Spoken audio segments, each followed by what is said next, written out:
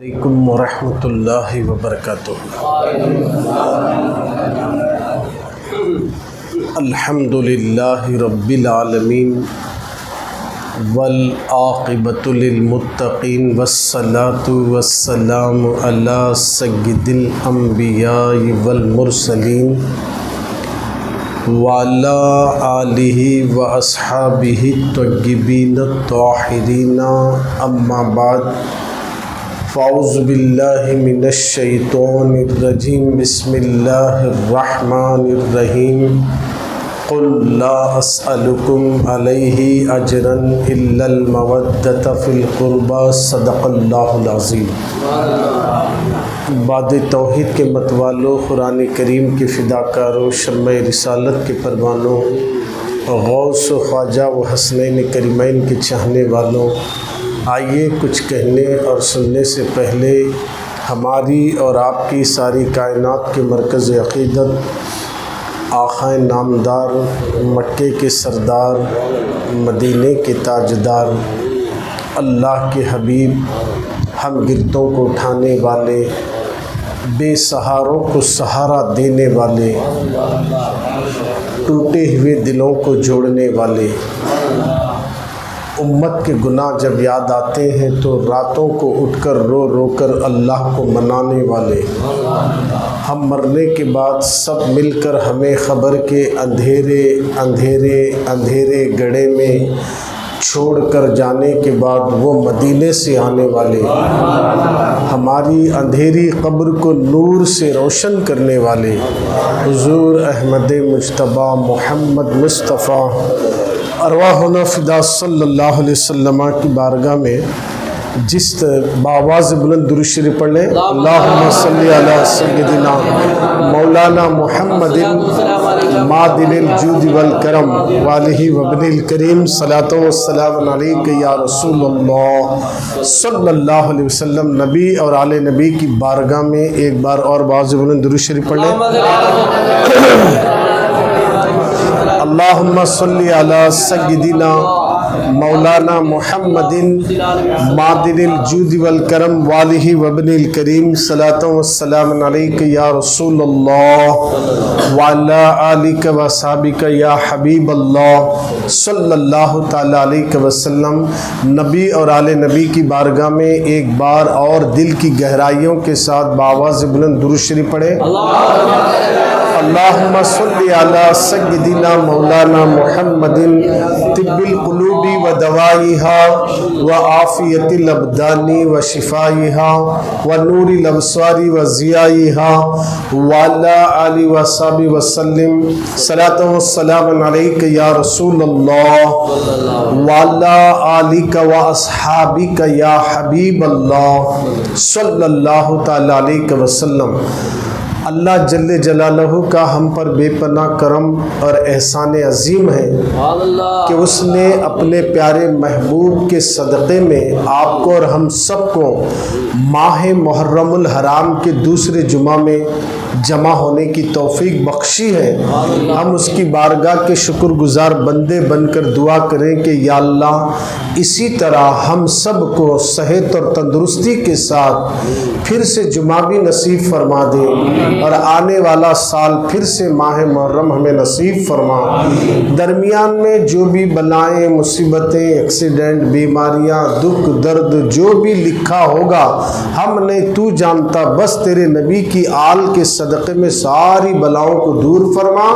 ہم سب کو صحت اور تندرستی کے ساتھ پورا سال بھر تک وقت پر نمازیں پڑھنے، سنتوں کو عام کرنے اور عمل کرنے کی ہم سب کو توفیق عطا فرمائے، آمین آمین یا رب العالمین، بجاہ سید المرسلین۔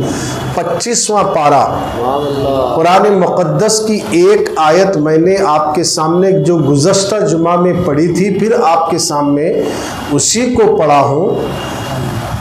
اللہ کا قرآن کہتا ہے، قل اے محبوب تم کہہ دیجئے، لا اسألکم علیہ اجرا، میں تم سے کوئی اجر نہیں مانگتا، دین کے بدلے میں، اسلام کے بدلے میں، جو کچھ میں نے دیا اس کے بدلے میں تم سے کوئی اجر نہیں مانگتا۔ میں تم سے کوئی اس کا بدلہ نہیں مانگتا، ہاں اگر مجھے کچھ دینا ہے تو قرآن کہتا ہے الا المودۃ فی القربى، میرے گھر والوں سے محبت کرو، میرے قرابات دار سے محبت کرو۔ صحابہ اکرام نے عرض کی یا رسول اللہ آپ کے قرابات دار کون ہیں؟ تو اللہ کے نبی نے کہا علی ہے، فاطمہ ہے، حسن ہے، حسین ہے، جو ان سے محبت کیا گویا اس نے مجھ سے محبت کی، اور جس نے مجھ سے محبت کی وہ میرے مولا سے محبت کی۔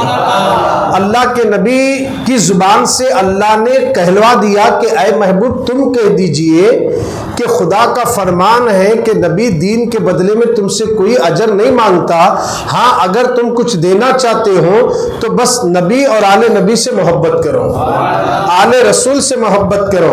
میں نے آپ کے سامنے سیدوں کا مرتبہ، اہل بیت کا مقام اور مرتبہ کیا ہے مختصراً گزشتہ جمعہ میں بیان کیا تھا۔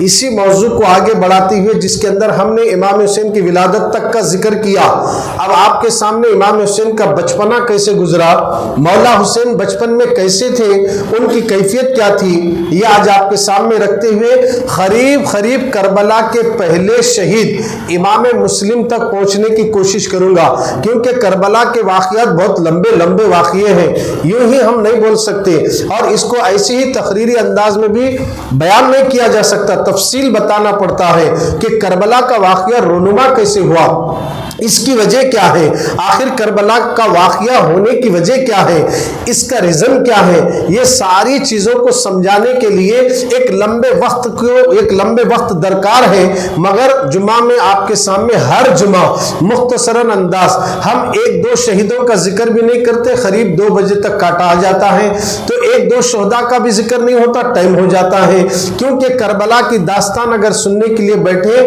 رات بھی ختم، بعد بھی ختم، دن بھی ختم، آدمی بھی ختم، کربلا کی اسٹوری ایسی باقی رہے گی، کربلا کے حالات ایسی باقی رہیں گے۔ لہٰذا سرکار مدینہ کے دیوانوں مولا حسین کی شان پہلے سمجھیے، جب اگر امام حسین کا مقام اور مرتبہ کیا ہے اگر یہ بات ذہن میں بیٹھ جائیں انشاءاللہ آنے والے ہر واقعے میں آپ کے اندر ایک لطف آئے گا، ایک روحانی سرور آئے گا، دل سینہ مدینہ بن جائے گا۔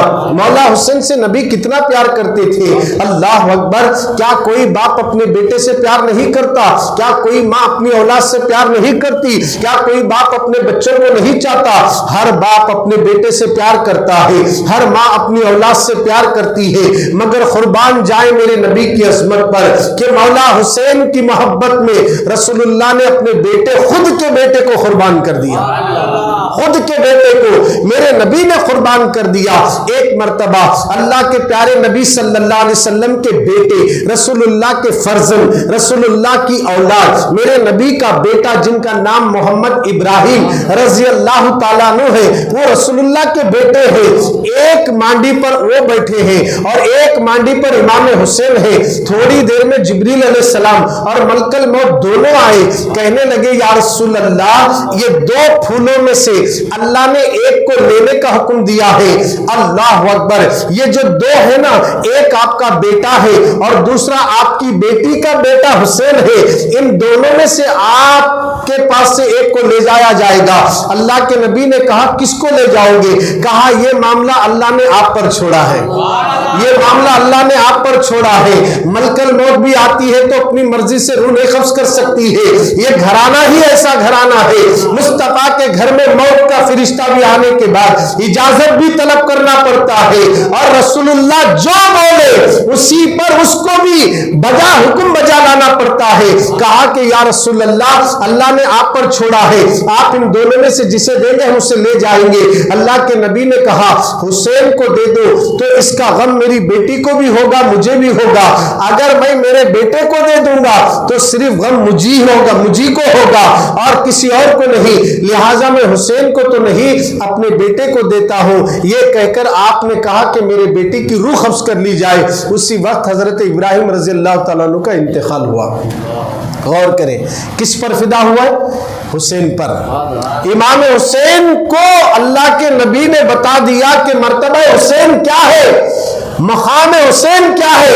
اپنے بیٹے کو، خود کے بیٹے کو اللہ کے نبی نے کہا میرے بیٹے کی روح قبض کرو مگر حسین کی نہیں، اس لیے کہ حسین میرا بھی بیٹا ہے، میری بیٹی کا بھی بیٹا ہے۔ اللہ اکبر، کتنا محبت کرتے ہیں اللہ کے نبی۔ اسامہ بن زید رضی اللہ تعالیٰ عنہ فرماتے ہیں میں ایک مرتبہ سرکار کے دربار میں پہنچا، میں نے دیکھا کہ آقا نے کمبل اوڑے ہیں، سرکار کمبل اوڑے، کچھ چیزیں ابھری ہوئی نظر آ رہی تھی، میں حیران ہوا کہ آخر کمبل کے اندر ہے کیا۔ کچھ دیر کے بعد میں نے کہا یا رسول اللہ آپ کے جو کمبل اوڑھنے کا انداز ہے کوئی چیز ابھرتی ہوئی نظر آ رہی ہے۔ کہا آپ کے اندر کمبل میں کیا ہے؟ سرکار جب کمبل ہٹائے تو کیا دیکھتے ہیں؟ ایک طرف حسن ہے دوسری طرف حسین ہے، ایک طرف حسن ہے دوسری طرف حسین ہے۔ فرماتے ہیں میں ان سے محبت کرتا ہوں، اے لوگو تم بھی ان سے محبت کرنا، تم بھی ان سے محبت کرنا۔ حتیٰ کہ نبی نے فرمایا اے اللہ میں حسن اور حسین سے محبت کرتا ہوں، تو بھی ان سے محبت کرنا، بلکہ مولا جو ان سے محبت کرے تو بھی ان سے محبت کرنا۔ حسین سے اگر ہم محبت کریں گے اللہ بھی ہم سے محبت کرے گا، حسین سے ہم محبت کریں گے رسول اللہ بھی ہم سے محبت کریں گے، حسین سے اگر ہم محبت کریں گے تو میرے نبی نے بتا دیا ہے جو حسین سے محبت کرتا ہے مولا تو بھی اس سے محبت کرنا۔ اللہ اکبر، امام حسین سے اللہ کے نبی بے پناہ محبت کرتے تھے، بہت چاہتے تھے سرکار حسین سے۔ اللہ اکبر، ایک مرتبہ سرکار مدینے کی گلیوں میں چلتے چلاتے جا رہے تھے، کچھ بچے کھیل رہے تھے مدینے کی گلیوں میں، ان میں سے ایک بچے کو رسول اللہ اٹھاتے ہیں، وہ بچہ بڑا کتنا خوش نصیب ہوگا جس کو میرے نبی نے اٹھا لیا ہو۔ اللہ اکبر، جس کو میرے نبی نے ید اللہ والے ہاتھوں میں ہاتھ میں لیا، گود میں اٹھائے، بوسہ دینے لگے، چومنے لگے۔ صحابہ پوچھے یا رسول اللہ یہ بچہ تو آپ کا نہیں، آپ کے گھر والا نہیں، آپ کے اہل بیت میں سے نہیں، مگر آپ اسے اتنا پیار کر رہے ہیں، آخر وجہ کیا ہے؟ تو میرے نبی نے کہا کہ میں نے اس بچے کو ایک مرتبہ حسین کے ساتھ دیکھا تھا، میرے بیٹے حسین کے ساتھ دیکھا تھا، یہ دونوں کھیلتے کھیلتے جب میرا بیٹا حسین جہاں سے گزر رہا قدم رکھ کے، وہاں کی مٹی اٹھا کر، قدم کے نیچے کی مٹی اٹھا کر یہ اپنے چہرے پر مل رہا تھا، میں نے دیکھا، اس لیے میں اس سے محبت کر رہا ہوں۔ اور سنو تم ڈرا رہنا کہ میں اس کی بھی شفاعت کروں گا، اس کے ماں باپ کی بھی قیامت میں شفاعت کروں گا۔ امام حسین سے محبت کرنے والوں کے لیے رسول اللہ ضمانت دیتے ہیں کہ کل قیامت کی ہولناکیوں سے میں بچاؤں گا، وہاں کے دردناک عذاب سے میں بچاؤں گا۔ آج ہم بھی جو مسجد میں آتے ہیں کربلا کی داستان سننے کے لیے، یہ حسین کی محبت میں آتے ہیں، علی کی محبت میں آتے ہیں، خاتون جنت کی محبت میں آتے ہیں۔ محبت ہی کا تقاضا ہے جو ہم جمعہ کا انتظار بھی کرتے ہیں، اور الحمدللہ کل کا جو دن ہونے والا ہے اسے یوم عاشورہ کہتے ہیں، جو کل کی جو تاریخ 10 تاریخ ہے، انشاءاللہ اسی مسجد میں ظہر کی نماز سے لے کر مغرب تک ایسا نورانی سما باندھ دیا جاتا ہے کہ لوہار واڑی میں نہیں کربلا کے قریب چلے جاتی ہے، اور کربلا والوں کی نظر اس مسجد پر رہتی ہے۔ انشاءاللہ کل آپ کو کثیر تعداد میں اسی مسجد میں نماز ظہر ادا کر کے روزہ کھول کر ہی جانا ہوگا، آپ کے لیے نیاز کا انتظام بھی رہے گا۔ یہ جو آنا ہے کس لیے آ رہے ہیں؟ حسین کی محبت میں آ رہے ہیں، حسین کی محبت میں آ رہے ہیں۔ چلیے انہی کی محبت میں ایک بار محبت سے آگے پیچھے والے سب مل کر بلند آواز سے درود شریف پڑھ لیجیے۔ اللہم صلی علی سیدنا محمد وعلی آل سیدنا محمد وبارک وسلم، صلاۃ و سلام علیک یا رسول اللہ وعلی آلک و اصحابک یا حبیب اللہ صلی اللہ تعالی علیہ وسلم۔ بات درود کی آگئی تو سن لیجئے فضیلت کیا ہے۔ ایک مرتبہ یہودی بیٹھے تھے، حضرت علی شیر خدا بھی ایک مقام پر بیٹھے ہیں، کچھ فاصلے پر یہودی ہیں، اسی درمیان میں ایک مانگنے والا فقیر آیا، یہودیوں کے پاس جا کر کہا مجھے کچھ دے دو، میں بہت پریشان ہوں، میری مدد کرو۔ مگر یہودیوں نے مدد نہیں کی بلکہ مذاق کرتے ہوئے، مذاق اڑانے کی نیت سے انہوں نے کہا وہ جو علی بیٹھے نا ان کے پاس جاؤ، وہ تمہاری مدد کریں گے، وہ تمہیں پیسہ دیں گے، کیونکہ ان کو معلوم ہے کہ علی کے پاس پیسہ رہتا نہیں، दिरहम और दीनार रहते नहीं, 3-3 दिन तक इनके घर में चूल्हा नहीं सिलकता। देखेंगे अब आने वाले को क्या देते होंगे। इस नीयत से, मजाकी अंदाज से उन्होंने फकीर को अली की तरफ भेजा। वो फकीर जाता है अली के पास, कहता है मैं बहुत परेशान हूं, मेरी मदद करो। अली ने देखा, तुझे किसने भेजा? कहा वो यहूदियों ने भेजा है। तो मौला अली ने यहूदियों को भी देखा, यहूदियों के दिल को भी देखा। अली यहूदियों के चेहरे को भी देखा और उनके दिल को भी देखा। ये क्यों देखा जानते हो? बात आगे अर्ज कर दूंगा। अली की निगाहों का आलम क्या है जानते हो? मेरे नबी ने कहा मैं इल्म का शहर हूं, अली उसका दरवाजा है। मैं इल्म का शहर हूं, अली उसका दरवाजा है। अना मदीनतुल इल्म व अली बाबुआ, मैं इल्म का शहर हूं, अली उसका दरवाजा है। अली को अल्लाह के नबी ने इल्म का दरवाजा कहा, मैं इल्म का शहर हूं। अल्लाह अकबर। एक मर्तबा जिब्रील अलैहिस्सलाम हजरत अली के सामने इंसान की शक्ल में आकर पूछते हैं कि ऐ अली इस वक्त जिब्रील कहां है? तो हजरत जिब्रील कहां है आप बता सकते हैं? जबकि पूछने वाले खुद जिब्रील है जो इंसान की शक्ल में आए हैं। मौला अली ने आंखों को बंद किया, आंख खोले, फिर आंखों को बंद किया, आंख खोले, फिर आंखों को बंद किया, आंख खोले। इसके बाद जवाब देते हैं, कहा कि मैंने आंख बंद करके सातों आसमान को चेक कर लिया, जिब्रील नजर नहीं आए। मैंने आंख बंद करके सातों जमीन भी देखा, जिब्रील नजर नहीं आए। मैंने आंख बंद करके मशरिक और मगरिब को छाना, मगर जिब्रील नजर नहीं आए। अब जिब्रील कहीं और नहीं, तू जो सामने खड़ा है तू ही तो जिब्रील अलैहिस्सलाम है। इतना कहना था। जिब्रील ने अंदाजा लगा लिया कि अली के इल्म का अंदाजा कोई नहीं लगा सकते हैं। आंख बंद करके जब इतने दूर दूर की चीजें अली देख सकते हैं तो यहूदियों को क्यों नहीं देख सकते? यहूदियों के दिलों को क्यों नहीं देख सकते? अली ने आंख बंद करके एक आसमान नहीं, 2 आसमान नहीं, 3 आसमान नहीं, सातों आसमान को खंगाला और सातों जमीन को भी चेक कर लिया। ठहरे ठहरे आंख बंद कर खोलने कितनी देर लगती? उतनी देर में इतना लंबा सब कुछ देख लेने के बाद फरमाते जिब्रील कहीं और नहीं, तू ही मेरे सामने खड़ा। अब वो अली कहते हैं कि यहूदियों ने भेजा, जानते थे। अब वो देख रहे हैं कि क्या देते देखेंगे। हमारी तुम्हारी जैसा जेबा में लोटा रख ले को, पैसे रख ले नहीं फिरते थे अहले बैत वाले। घर में भी कुछ नहीं रहता था, मगर कोई उनके घर आता तो कभी खाली नहीं जाता था। क्या शान है देखिए खानदान अहले बैत की। अली के दरबार में हाथ फैलाए खड़ा है कि मेरी मदद करो। हजरत अली ने कहा हाथों को फैलाया तो आपने 10 मरतबा कोई चीज पढ़कर दम करे, फरमाने लगे बंद कर दे इस मुट्ठी, और ये मुट्ठी जाकर उन्हीं के सामने खोलना, यहूदियों के सामने।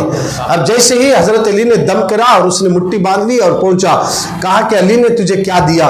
कहा कि मेरे हाथ में उन्होंने कुछ दम किया, कहा कि मुट्ठी बांध लो और वहां जाकर उन्हें बताना। तो जैसे ही उन्होंने, वो फकीर ने मुट्ठी खोली तो उसमें क्या देखा? सोने की अशरफियां थी, सोने की अशरफियां थी। अब वो यहूदी कहने लगे कि आखिर ये अशरफियां, और तुमने क्या दम किया, क्या पढ़ा? कहा कि मैंने कुछ और कुरान की आयत और सूरे नहीं पढ़े, बल्कि नबी पर दुरूद पढ़ा हो, 10 मरतबा दुरूद शरीफ पढ़ा हो। इसकी बरकत से अल्लाह ने उस फकीर की हाजत को पूरी कर दिया। इस करामत को देखकर यहूदियों ने कहा, ए अली कलमा पढ़ाओ, हम सबको मुसलमान बना दिया जाए। दुरूद पाक पढ़ने से बलाएं और मुसीबतें टल जाती है। अल्लाह ने दुरूद पाक में ये ताकत और बरकत रखी है। कैसा भी मुसीबत ज़दा क्यों ना हो, अल्लाह दुरूद के सदक़े में मुसीबतों को टाल देता है। इसलिए हम दुरूद शरीफ बार बार पढ़ाते हैं, और पढ़ने में भी आप बोर महसूस नहीं करना, झूम झूम कर पढ़कर बताना कि मैं रसूल का पक्का गुलाम हूं, मैं नबी और आले नबी का चाहने वाला हूं। चलो सब मिलकर झूम कर एक बार दुरूद शरीफ पढ़ेंगे। अल्लाहुम्मा सल्ली अला सय्यिदिना मौलाना मुहम्मदिन मादिनिल जूद वल करम वालिहि वबनिल करीम सलातो वस्सलाम अलैका या रसूल अल्लाह सल्लल्लाहु अलैहि वसल्लम। इमाम हुसैन का बचपना भी बेमिसलो बेमिसाल गुजरा है, आपकी जवानी भी बेमिसलो बेमिसाल गुजरी है। मौला हुसैन रजी अल्लाह तआला अन्हु का मामला क्या था? एक मर्तबा रसूल आजम के दरबार में एक अरबी आया, हरनी का बच्चा लेकर आए, एक हरन का छोटा सा बच्चा लेकर आए। बच्चे बड़े खूबसूरत होते हैं, حرم کے. جیسے ہی آپ نے بچے کو لے کر رسول کے دربار میں پہنچا, وہاں امام حسن تھے جو امام حسین کے بڑے بھائی تھے. انہوں نے وہ بچہ دیکھا اور اپنے آپ بچہ لے کر وہ نکل پڑے. وہ ہرنی کا بچہ لے کر گھر گئے. گھر جاتے ہی مولا حسین دیکھے. بولے بھیا یہ بچہ کہاں سے لائے؟ بولے نانا کے پاس سے لایا ہوں, مجھے دے دو. کہا اگر آپ کو لینا ہے تو نانا کے پاس جائیے. امام حسین دوڑتے ہوئے نانا کے پاس آئے, رسول اکرم کے پاس آئے, تاجدار عرب و عجم کے پاس آئے. کہا کہ نانا نانا مجھے بھی ہرنی چاہیے, مجھے بھی ہرن کا بچہ چاہیے. ابھی جو بھائی کو دیے نا, ایک عربی تھا جو لے کر آیا تھا, اب وہ ضد کر رہے امام حسین مجھے بھی بچہ چاہیے. اب امام حسین ابھی کچھ لمحوں میں رونے والے تھے, آنکھوں سے آنسو نکلنے والے ہی تھے.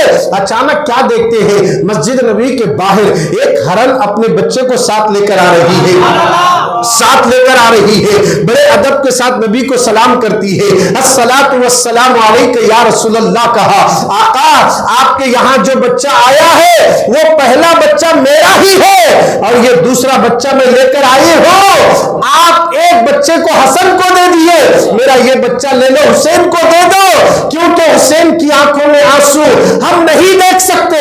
میں اپنے بچوں کی جدائی تو برداشت کر سکتی ہوں مگر مولا حسین کا رونا برداشت نہیں کر سکتے. یہ کہہ کر ہرنی نے اپنا بچہ رسول اللہ کی خدمت میں پیش کیا, رسول اللہ کی خدمت میں پیش کیا.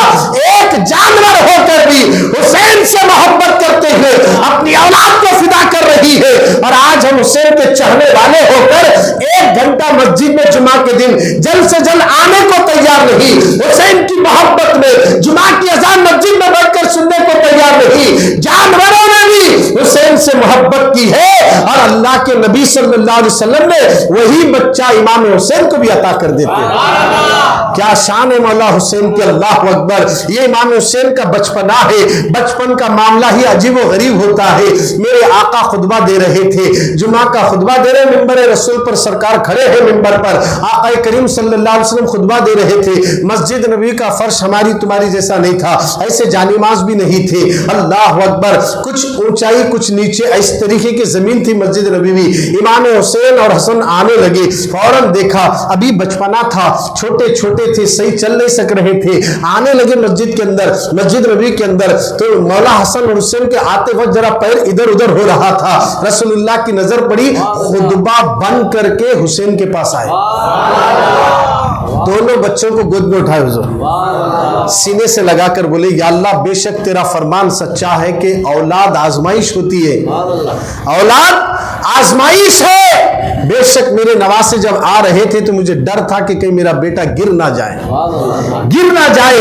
اس لیے مولا حسین کو اٹھا کر کہتے کہ مولا حسین سے اے اللہ میں بھی محبت کرتا ہوں, تو بھی محبت کر, اور جو ان سے محبت کرے تو ان سے محبت کرنا.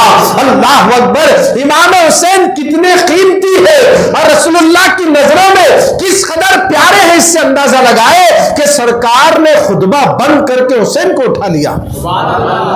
جمعہ کا خطبہ آپ اندازہ لگائیں. اسی طرح مولا حسین ایک مرتبہ اور مولا حسن دونوں اپنے گھر میں ہیں, کچھ تحریر کرتے ہیں تختیوں پر. تحریر لکھنے کے بعد حسن بولتے بھیا میری ریٹنگ اچھی ہے, میری تحریر اچھی ہے. چھوٹے بھائی نے کہا نہیں بھائی جان میری تحریر اچھی ہے. دونوں میں ذرا لمبی بات چلی تو کہا کہ چلو کس کی تحریر اچھی ہے یہ فیصلہ ہم اپنی امی سے کریں گے. ماں کون ہے؟ فاطمہ ہے. ماں کون ہے؟ خاتون جنت ہے. وہ خاتون جنت, اللہ اکبر, میرے آقا سے بے پناہ محبت کرنے والی وہ خاتون جنت, 3 دن سے گھر میں چولہا نہ سل گئے تب بھی عبادت کو نہیں چھوڑنے والی, بھوکی رہ کر آنے والے سائل کے سوال کو پورا کرنے والی وہ خاتون جنت کے دربار میں جانے کی بات حسن اور حسین کرتے ہیں. چلو امی کے پاس جائیں گے, ان سے پوچھیں گے کہ کس کی تحریر اچھی ہے. ماں کے پاس جاتے ہیں, دونوں بھی تختیاں رکھتے ہیں, فرماتے امی جان بتاؤ کس کی تحریر اچھی ہے.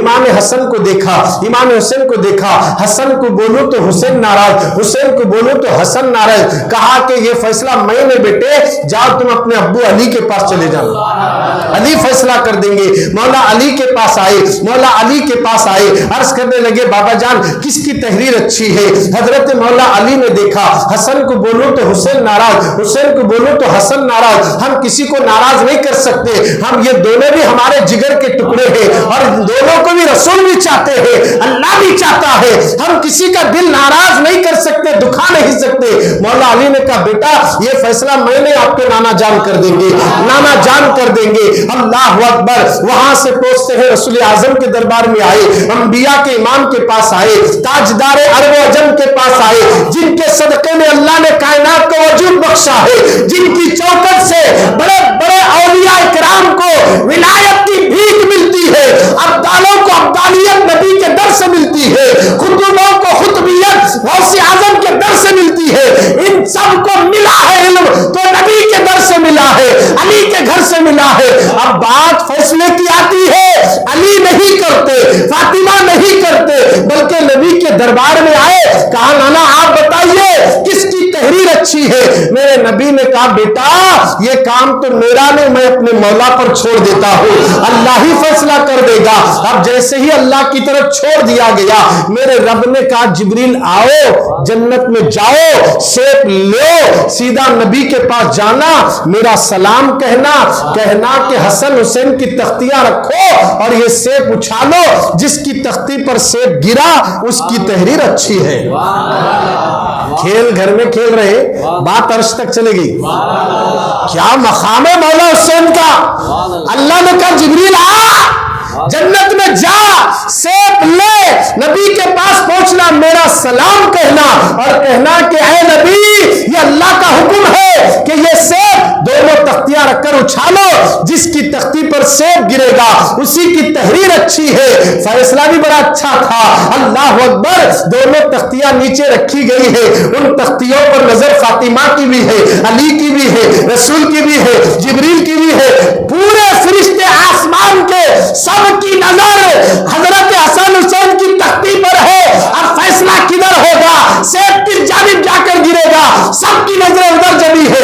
حسن کی نظر بھی ہے, حسین کی نظر بھی ہے, نبی کی نظر بھی ہے, علی کی نظر بھی ہے, خاتون جنت کی نظر بھی ہے, جبریل کی بھی نظر ہے, میکائیل کی بھی نظر ہے, اسرافیل کی بھی نظر ہے, اسرائیل کی بھی نظر ہے. سارے فرشتے دیکھ رہے ہیں. یہ تو فیصلہ بڑا عجیب و غریب ہوگا. اب دیکھیں گے کس کی تختی پر سیب گرے گا. اب نبی نے سیب کو اچھالا, سیب گیا, نظر نہیں آ رہا ہے. سیب گیا, آنے کا نام نہیں لیتا. 1 منٹ ہوا, 2 منٹ ہوئے, 5 منٹ ہوئے, سیب آنے کا نام نہیں لیتا. سیب پہنچا رب کی دربار میں, کہنے لگا میرے پروردگار یہ عجیب فیصلے میں تو مجھے ڈال دیا. اگر میں حسن پر گروں تو حسین کے چاہنے والے کیا کہیں گے, اگر میں حسین کی تختی پر گروں تو حسن کے چاہنے والے کیا کریں گے. میرے مولا جس کا فیصلہ فاطمہ نے نہیں کیا, جس کا فیصلہ علی نے نہیں کیا, جس کا فیصلہ نبی نے نہیں کیا, تو نے مجھے پہنچا دیا. اب میں کروں تو کیا کروں. میرے رب نے کہا او سیب تو 2 ٹکڑے ہو جا اور دونوں تختیوں پر گر کر یہ ثابت کر دے حسن کی بھی تحریر اچھی ہے, حسین کی بھی تحریر اچھی ہے.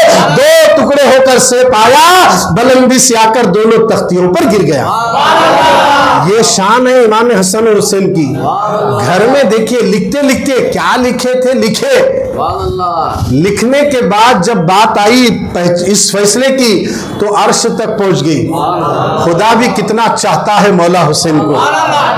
اب جو حسین کو نہیں چاہتا نا, جو حسن کو نہیں چاہتا, جو حسین کے بیٹے امام زین العابدین کو نہیں چاہتا, جو ان کے بیٹے امام زین العابدین کے بیٹے امام باقر کو نہیں چاہتا, امام باقر کے بیٹے امام جعفر کو نہیں چاہتا, اس طرح سلسلہ چلتے ہوئے غوث پاک تک آتا ہے. غوث پاک کو نہیں چاہتا, غریب نواز کو نہیں چاہتا, بندہ نواز کو نہیں چاہتا, رائچور کے خطب شمس عالم کو اگر نہیں چاہتا تو تیری نمازیں منہ پر مار دی جائے گی. کیونکہ نبی نے کہا میری آل سے محبت کرو, میرے خرابات دار سے محبت کرو, میرے خاندان والوں سے محبت کرو, میرے گھر والوں سے محبت کرو.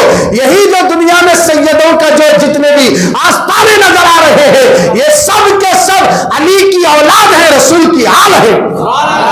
علی کی اولاد ہے, رسول کی آل ہے, فاطمہ کے جگر کے ٹکڑے ہیں. اور سنیوں ہم پر اللہ کا کیسا کرم ہے کہ ہم سنی اہل بیت کو بھی چاہتے ہیں, اولیاء اللہ کو بھی چاہتے ہیں, اور صحابہ کو بھی چاہتے ہیں, اور رسول اللہ پر ہم اپنی جان بھی فدا کر دیتے ہیں. ایسا نہیں ہے کہ اہل حدیثوں کی طرح جو کہتے ہیں اللہ رسول صحابہ, ہم کسی کو نہیں چاہتے. اللہ رسول صحابہ بس اس کے علاوہ کسی کو نہیں چاہتے. یہ اہل حدیث والوں کا جملہ ہے. مگر ہم پر کتنا بڑا کرم ہے, ہم صحابہ کو بھی چاہتے, رسول اللہ کو بھی چاہتے, اور رسول اللہ کی اولاد کو بھی چاہتے.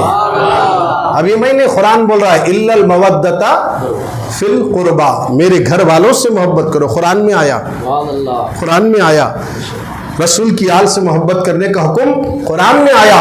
مولا حسین اپنے گھر کے اندر اگر کوئی چیز کھیلنے میں لگائے اور وہ بات عرش تک پہنچ جاتی ہے, مولا حسین سے کتنی محبت کرتا ہے پروردگار, مولا حسین سے کتنی محبت ہے.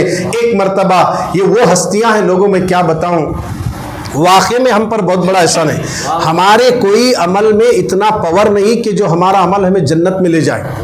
آج کے زمانے میں ہماری نمازیں, ہمارے روزے, اور آج جتنے لوگ روزے بھی رکھے نا وہ بھی سن لیں, روزے, ہماری نمازیں, ہماری تلاوتیں, ہمارے صدقات, ہمارے خیرات کرنا, ہمارا سب کچھ لٹانا, ان چیزوں سے ہم اللہ کو جا کر نہیں بول سکتے کہ مولا جنت دے. اللہ بولتا بعد میں, پہلے تیرے دل میں آل رسول کی محبت ہے یا نہیں؟ اگر آل رسول کی محبت ہے تو سارے اعمال قبول ہے, سارے اعمال قبول ہے. اگر آل رسول سے ہٹ کر عمل لایا ہے تو تیرا کوئی عمل قبول نہیں ہوگا. اسے توجہ سے سنیں. محبت رسول, محبت آل رسول کنڈیشن ہے. ایک معنوں میں فرض ہے, فرض ضروری ہے. جس طرح نماز فرض ہے اسی طرح حسین کی محبت بھی فرض ہے, اہل بیت کی محبت بھی فرض ہے. جس طرح نماز کے چھوڑنے سے گناہگار ہو جاتے ہیں, مگر یاد رکھنا نماز چھٹی تو گناہگار ہو جائیں گے. اگر اہل بیت سے نفرت کرو گے, اسلام سے نکل جاؤ گے. نماز چھوڑنے سے گناہگار ہوتے ہیں, آل رسول کو چھوڑ کر ان سے نفرت کرو گے تو سیدھا جہنم میں جاؤ گے. نماز کے چھوٹنے سے اللہ قیامت میں معاف بھی کر سکتا ہے. اگر آل رسول سے دشمنی رکھو اور ان سے محبت نہیں کرو گے تو پھر جنت ملنے کا چانس ہی نہیں, گنجائش ہی نہیں ہے, سیدھا جہنم میں ڈالا جائے گا. حسین سے نفرت کرنا, حسین کی اولاد سے محبت نفرت کرنا, یہ یزیدیوں کا طریقہ ہے, اور ان سے محبت کرنا حسین کے غلاموں کا طریقہ ہے. امام حسین سے محبت کرنے کا حکم اللہ دے رہا ہے. 25واں پارہ قرآن مقدس میں کہتا ہے قل, اے محبوب تم کہہ دیجئے, لا اسألکم علیہ اجرا, میں تم سے کوئی اجر نہیں مانگتا, ہاں الا المودۃ فی القربى, میرے گھر والوں سے محبت کرو, میرے قرابت دار سے محبت کرو. اللہ رب العزت کا اتنا بڑا ہم پر احسان ہے کہ اس نے ہم سب کو حسین کے چاہنے والا بنایا. دیکھیے محرم کی پہچان امام حسین کی شہادت کے بعد دنیا میں زیادہ پھیل گئی. حالانکہ محرم اپنی عظمتوں کے ساتھ, اپنی برکتوں کے ساتھ, اپنی پوری توانائی اور قوت جو اللہ نے ماہ محرم کو عطا کر دی, یہ اس دن سے ہے جس دن زمین اور آسمان کو اللہ ابھی پیدا نہیں کیا تھا. اسی دن اللہ نے سال کے 12 مہینے لوح محفوظ میں لکھ دیا تھا. اس میں محرم عظمت والا, برکت والا, حرمت والا مہینہ لکھ دیا تھا. مگر فیمس کب ہوا؟ حسین کی شہادت کے بعد, حسین کی شہادت کے بعد. اب بولتے نا محرم کس کا مہینہ والے, تو حسن حسین کا بولتے ہیں. محرم کس کا مہینہ والے, تو حسن حسین کا بولتے ہیں. مگر کچھ لوگ کیا بولتے ہیں, غم کا مہینہ ہے. امام حسین چلے گئے, بعض لوگ معلوم نہیں کیا رہے, ارے انہوں کربلا میں, بعض لوگ بولتے شہید ہوئے, بعض لوگ بولتے مر گئے. ایسا نہیں ہے. جو شہید ہوتا ہے نا, اللہ کا قرآن کہتا ہے وَلَا تَقُولُوا لِمَنْ يُقْتَلُ فِي سَبِيلِ اللَّهِ أَمْوَاتٌ, جو اللہ کی راہ میں مارے جائیں انہیں مردہ مت کہو, وہ زندہ ہیں. قرآن بول رہا ہے جو اللہ کی راہ میں مارے جائیں انہیں مردہ مت کہو, وہ زندہ ہے, اور تم ان کی زندگی کو نہیں سمجھ سکتے. ہمارے حسین مرے نہیں, زندہ ہے. ایک لمحے کے لیے موت آئی ہے, مگر ہمیشہ کی زندگی اللہ نے انہیں عطا کر دی ہے. اور آج بھی حکومت اگر پوری دنیا میں بسنے والے اگر دلوں پر حکومت کسی کی چل رہی ہے تو مولا حسین کی چل رہی ہے, اور مولا حسین آج بھی زندہ ہے. اس لیے کہنے والوں نے کہا اے کربلا کی خاک, تو اس احسان کو نہ بھول، تڑپی ہے تجھ میں لاش جگر گوشے بطول، اللہ اکبر، قتل حسین اصل میں مرگ یزید ہے، اسلام زندہ ہوتا ہے کربلا کے بعد، اسلام زندہ ہوتا ہے کربلا کے بعد۔ تو کربلا کے بعد اسلام پوری دنیا میں بڑی تیزی کے ساتھ پھیلتا رہا، بڑی تیزی کے ساتھ اسلام پھیلتا رہا، یزیدوں کے منصوبے خاک میں مل گئے۔ تو عرض یہ کر رہا تھا ابھی مجھے کربلا جانا نہیں ہے، مولا حسین کا بچپنا بھی بے مثل و بے مثال ہے۔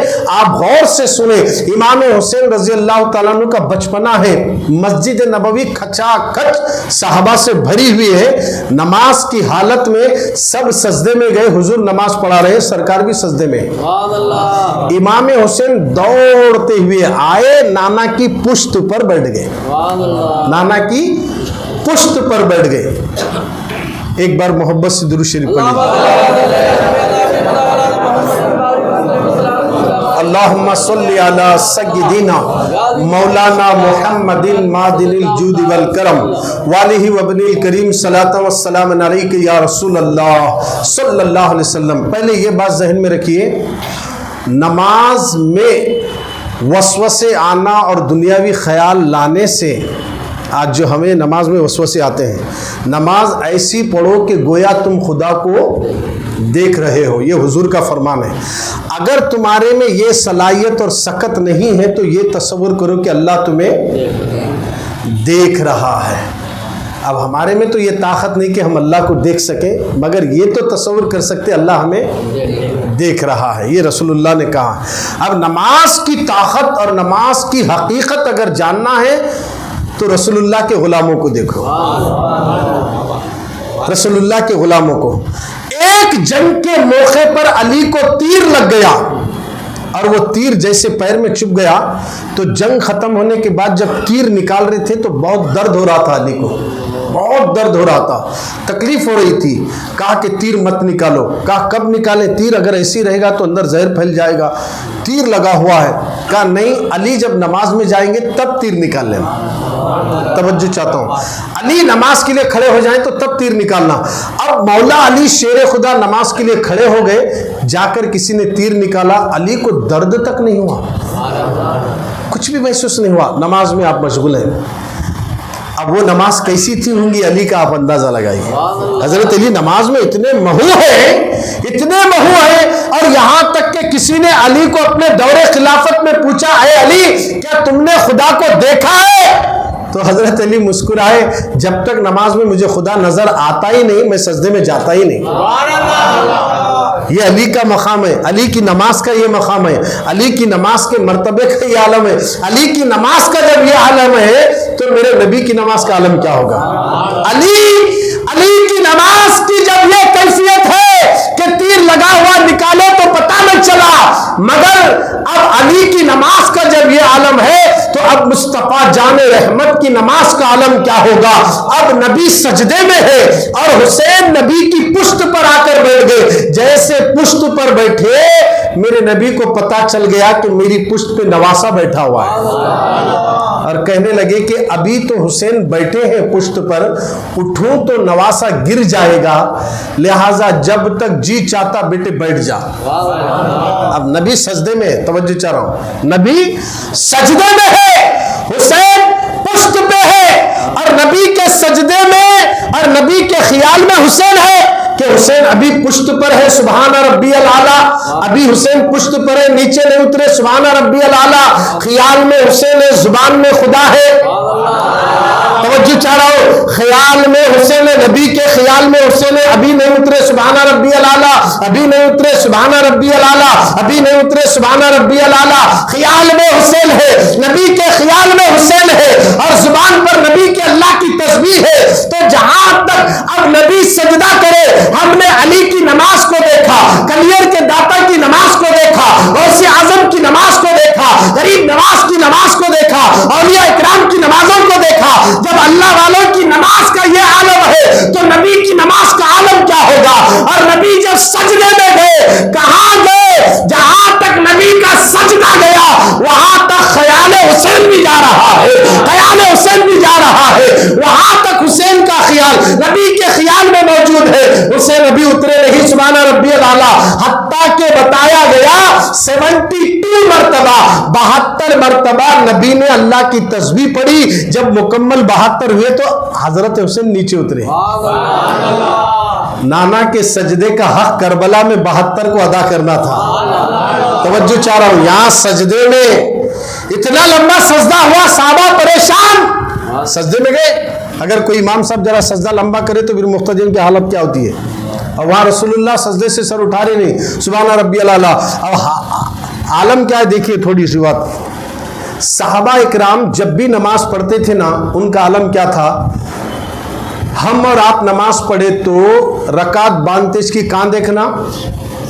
جہاں سجدے کے وقت ہماری پیشانی لگتی وہ جگہ دیکھنا، رکوع میں گئے تو دونوں پیروں کے انگوٹھوں کو دیکھنا، اور جب سجدے میں گئے تو یہ ناک کی نتنیوں کو دیکھنا، اتحیات میں بیٹھے تو گود میں دیکھنا۔ یہ ہماری نماز۔ صحابہ کی نماز کیسی تھی؟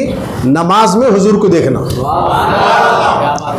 ایسا رکعت باندھے تو سرکار کو دیکھتے تھے، رکوع میں جا رہے سو دیکھتے تھے، رکوع سے اٹھ رہے سو دیکھتے تھے، سجدے میں جا رہے سو سجدے کی حالت میں نہیں دیکھتے تھے۔ ایک صحابی کے دل میں خواہش ہوئی، میں نے نبی کا رکوع دیکھا، قیام دیکھا، سجدہ نہیں دیکھا، میرے مولا ایک بار مجھے سجدے کی حالت میں نبی کو دیکھنا چاہتا ہوں۔ اس وقت نماز میں وہ صحابی بھی آئے تھے، تو صحابی بھی نماز میں تھے، تو جب انہوں ایک نہیں دو نہیں 70 پر 2 مرتبہ نبی نے سبحان ربی الاعلیٰ کہنے کے لیے تسبیح تک پہنچے، 71 مرتبہ بولے 70 پر ایک بار، تو وہ صحابی کو تشویشی اٹھ کر دیکھے سجدے میں نبی ہے اور پشت پر حسین ہے، اس لیے حضور سجدہ لمبا کر رہے ہیں۔ سجدے میں پھر گئے، جیسے وہ صحابی دیکھ کر سجدے میں گئے تب حسین نیچے اترے۔ کیا بات سمجھ میں آ گئی؟ صحابہ کی دعا کبھی رد نہیں ہوتی، اللہ قبول فرما لیتا ہے۔ وہ صحابہ ہے، خواہش تھی، اب ان کی خواہش کو پورا کرنے کے لیے جس طرح موسیٰ کو خواہش تھی مولا میں تجھے دیکھنا چاہتا ہوں، ربی ارنی لن ترانی، موسیٰ تو مجھے نہیں دیکھ سکتا، بڑے ضدی تھے موسیٰ علیہ السلام، کہنے لگے اللہ میں تجھے دیکھنا چاہتا ہوں، کہا تو مجھے نہیں دیکھ سکتا، موسیٰ تو کلیم ہے تو مجھے نہیں دیکھ سکتا، کلام کر لے، کہا مولا میں تجھے دیکھنا چاہتا ہوں، ربی ارنی، موسیٰ کہتے میں دیکھنا چاہتا ہوں، رب کہتا لن ترانی تو مجھے نہیں دیکھ سکتا، ضدی پیغمبر تھے، کہا کہ تھوڑی سی تجلی بھی تو ڈائریکٹ نہیں دیکھ سکتا، یہ تو آپ کو معلوم ہے موسیٰ دیکھے نہیں، بلکہ آپ کو معلوم ہے کہ موسیٰ کی آنکھیں بھری کی بھری رہ گئی مگر دیدار خدا نہیں ہو سکا۔ اب موسیٰ علیہ السلام نے کہا مولا میں نے تو اور تجھے کون دیکھے گا؟ کہا کہ میرا حبیب دیکھے گا، میرا حبیب دیکھے گا۔ موسیٰ تو کلیم ہے، تیرے بعد ایک نبی آئے گا جس کا نام محمد زمین پر ہوگا، آسمانوں میں احمد ہوگا، وہ مجھے دیکھے گا، وہ میرا حبیب ہوگا۔ اللہ اکبر، میری تمنا ہے میں تجھے دیکھوں گا۔ تو اللہ نے کہا ٹھیک ہے، موسیٰ کی تمنا کو کبھی خالی نہیں کیا جائے گا، دیکھنا چاہتا ہے نا ڈائریکٹ نہیں، شب معراج میں میں نبی کو بلاؤں گا، آسمانوں پر رسول آئیں گے، میں 50 نمازیں دے دوں گا، اے موسیٰ تو 7ویں آسمان کے پاس آ جانا، اور جب نبی 50 لے کر آئیں گے تو تم وہیں پر بیٹھے بیٹھے نبی سے کہہ دینا، اور نبی سے کہہ دینا جاؤ 50 نمازیں بہت زیادہ ہے، آپ کی امت نہیں پڑھ سکتی، کم کرانا، اس بہانے سے وہ میں بھی اپنے حبیب کو دیکھتا رہو، حبیب بھی مجھے دیکھتا رہے، اور تو حبیب کی آنکھوں میں میرا دیدار کرتا رہے۔ موسیٰ کو وہاں بٹھایا گیا، یہ اللہ نے بتا دیا موسیٰ تیری تمنا پوری ہوگی کیونکہ تو میرا نبی ہے، تو کلیم ہے، تو بھی پیغمبر بن کر دنیا میں جلوہ گر ہوا، کسی نبی کی دعا رد نہیں ہوتی۔ موسیٰ علیہ السلام کی تمنا کو اللہ نے اسی طرح پوری کر دیا، حبیب کی آنکھوں میں موسیٰ خدا کا دیدار کر رہے تھے، جس طرح صحابی کی تمنا تھی میں نبی کو سجدے کی حالت میں دیکھنا چاہتا ہوں، اللہ نے وہ کیفیت کو اس انداز سے لایا، حسین کو پشت پہ بٹھایا، صحابی کو نبی کا سجدہ دکھا دیا۔ یہ ہے صحابہ اکرام کا مقام اور مرتبہ۔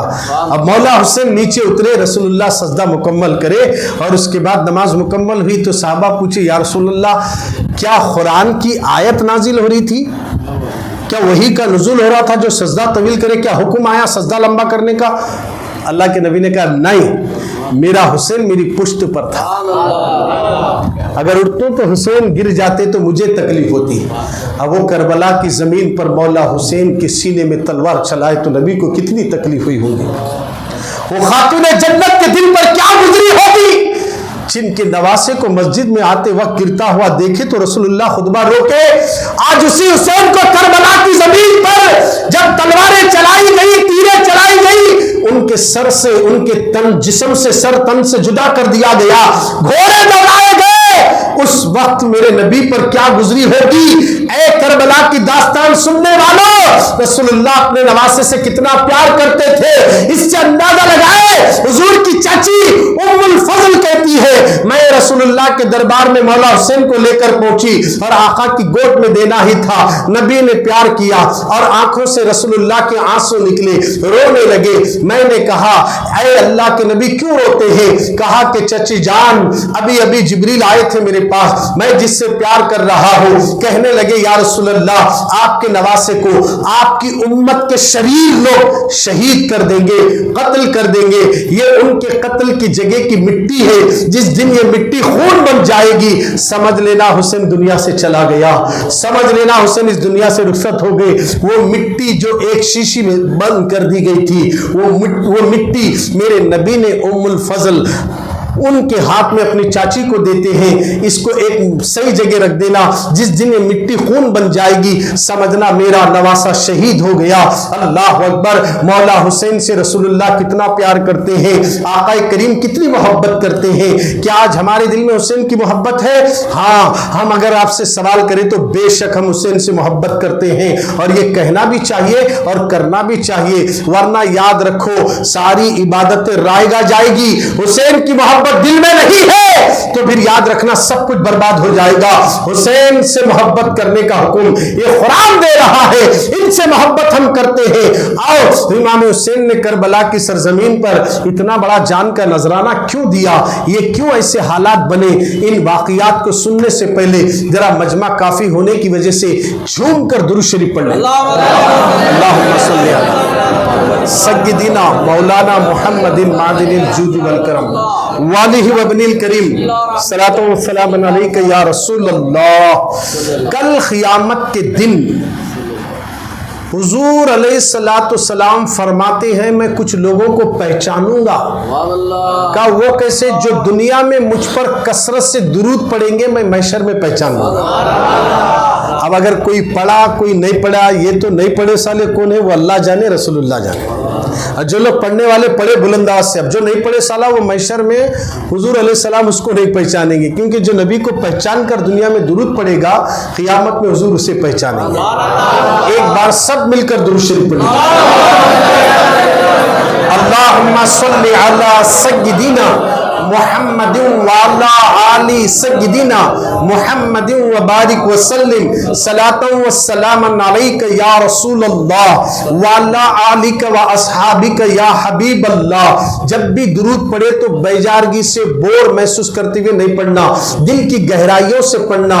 تن میں روح ہے تو نبی کے صدقے میں، بدن میں جان ہے تو نبی کے صدقے میں، آنکھوں میں نور ہے تو نبی کے صدقے میں، کان میں سننے کی سماعت ہے تو نبی کے صدقے میں، زبان میں بولنے کی طاقت ہے تو نبی کے صدقے میں، ہاتھوں میں حرکت ہے تو نبی کے صدقے میں، پیروں میں قوت ہے تو نبی کے صدقے میں، دل کی دھڑکن چل رہی ہے تو نبی کے صدقے میں، بدن کے اندر آتما چل رہی ہے نبی کے صدقے میں، سارے وجود میں باڈی میں چاہے گردے لے لو، پھیپڑے لے لو، انتڑیاں لے لو، دل لے لو، جگر لو، بھیجا لو، یہ سب کسی اور کا دیا ہوا نہیں ہے، مصطفیٰ کے صدقے میں دیا گیا. سارے وجود کے اندر جو چیزیں باڈی میں اللہ نے فکس کیا ہے ان تمام چیزوں کو حرکت میں لانا ہے تو درود پڑھنا ہوگا، اور جو درود پڑھتا ہے دل سے اس کی باڈی بھی سلامت رہے گی، دنیا میں بھی سلامت رہے گا، مرنے کے بعد قبر میں کیڑے نہیں کھائیں گے. جس منہ سے نبی پر درود پڑا ہے اسی منہ سے ایک نور نکلے گا، وہ نور اس کی خبر کو روشن کرتا چلا جائے گا، روشن کرتا جائے گا. درود پڑھنے میں کبھی کنجوسی مت کرنا. مرنے کے بعد تمہارا نفس، تمہاری دنیا، تمہارے دوست خبر میں نہیں آئیں گے. یہ درود ہی تمہاری خبر کو نور سے بھر دے گا، نور سے بھر دے گا. اس لیے ہم کثرت سے درود پڑھاتے ہیں. یہ درود کثرت سے پڑھانا سوائے اہل سنت کے پاس ہے. باقی کے پورے 73 میں 72 جو ہے وہ چپ نامنل کام کر رہے ہیں, دین کا نام لے رہے ہیں, لوگوں کے ذہن اور عقیدے کو بگاڑ رہے ہیں. ایسی جماعتوں میں جا کر منڈیا نہیں ہلانا. جو حسین کا نہیں وہ ہمارا نہیں, جو خاتون جنت کا نہیں وہ ہمارا نہیں. وہ چاہے ہمارا باپ بھی ہو یا بیٹا ہو یا بھائی ہو, کوئی بھی ہو, رشتے ناطے سب ٹوٹ جائیں گے. بات جب نبی کی آتی ہے, اولاد علی کی آتی ہے, آل رسول کی آتی ہے. اگر کوئی آل رسول کا منکر ہے, اگر وہ بھائی ہے تو بھی رشتہ ٹوٹ جائے گا. اس لیے کہ یاد رکھنا بھائی, میں تجھے بھائی نہیں سمجھوں گا اگر تو حسین کے خلاف ایک شبد بھی بولے گا, ہم برداشت نہیں کر سکتے. آج دنیا چل رہی تو پنجتن پاک کے صدقے میں چل رہی ہے, اور قیامت کے دن بھی یہی وہ گھرانہ ہے جو ہماری شفاعت کر کے جنت میں لے جائے گا. جانتے ہو ماں سامنے ہوگی, بیٹے کو نہیں پہچانے گی, بیٹا سامنے ہوگا, باپ کو نہیں پہچانے گا. قیامت کے دن, قیامت کا دن آنے والا ہے, اس دن کوئی کسی کو نہیں پہچانے گا. ایسے وقت میں رسول پہچانیں گے, حسین پہچانیں گے, یہ میرا ہے, یہ میرا ہے, یہ میرا ہے. آپ کو معلوم ہے سیدہ فاطمہ رضی اللہ تعالی عنہا کا نکاح جب حضرت علی, ابھی شادی طے نہیں ہوئی تھی, اب حضرت فاطمہ کا ہاتھ پوچھنے کے لیے پہلے ابو بکر گئے. پوچھے یا رسول اللہ کے سامنے سرکار کی بارگاہ میں عرض کرے, آقا آپ کی دختر نیک اختر سیدہ فاطمہ سے ہم عقد کرنا چاہتے ہیں. نبی نے کہا نہیں, یہ معاملہ میں نے اپنے رب پہ چھوڑا ہے, جب حکم ہوگا تب کریں گے. عمر بھی پوچھے, عمر کو بھی نہیں ملا. سب صحابہ جو جو پوچھنا تھا پوچھ لیے, ایک علی بچے تھے نہیں پوچھے تھے. اب ابو بکر عمر دونوں مل کر علی کے پاس گئے. حضرت علی کو بولے ہم پوچھنا تھا پوچھ لیے, اے علی تم بھی ایک بار جا کر نبی سے ان کی بیٹی کا ہاتھ مانگ لینا تھا. تو علی سنتے ہی آنکھوں میں آنسو آ گئے, رونے لگے.